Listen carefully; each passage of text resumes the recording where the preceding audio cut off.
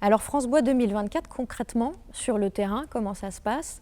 C'est en fait des rencontres entre la multitude d'acteurs qui travaillent sur les jeux et qui sont de plus en plus nombreux au fur et à mesure qu'on se rapproche de l'échéance. Donc on a commencé par avoir des échanges nourris avec les grands donneurs d'ordre qui sont Solideo et Paris 2024. Et puis petit à petit, on descend vers les chantiers. Donc on a travaillé avec les promoteurs, les concepteurs, les entreprises générales, les entreprises du bois et bientôt le mobilier, les aménageurs. Le fruit de ces échanges, ce sont des précisions sur les modes d'emploi du bois, des documentations techniques, du partage de contacts pour mettre en relation des acteurs qui ne se connaissent pas forcément, et l'élaboration de documents techniques quand ils n'existent pas encore. Il s'agit pour tous ces acteurs de changer les réflexes en fait. Ça fait presque 100 ans qu'on a l'habitude de construire plutôt en béton ou pour l'événementiel de plutôt utiliser l'acier ou le plastique.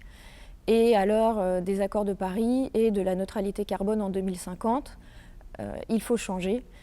Et ça passe par une montée en compétences collectives, partager des informations, se former, un des volets de l'action de France Bois 2024. On va par exemple proposer une formation pour la conduite de travaux à la rentrée prochaine.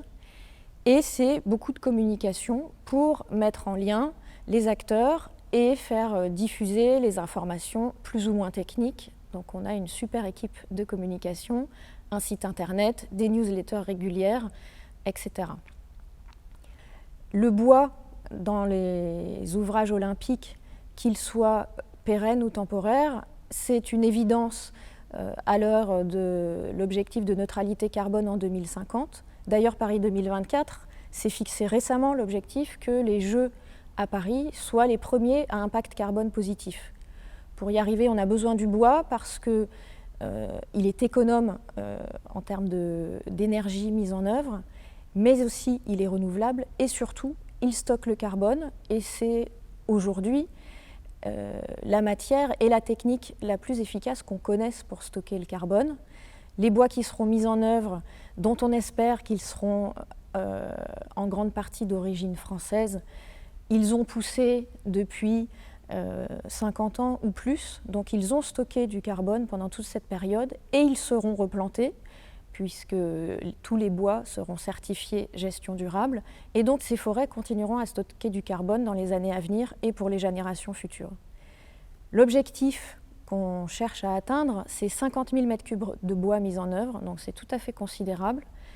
Et le travail qu'on va faire dans les prochains mois et prochaines années, c'est de garder ce cap et explorer de nouveaux champs, notamment sur les ouvrages temporaires et les éléments d'événementiel qui seront mis en œuvre de manière éphémère en 2024.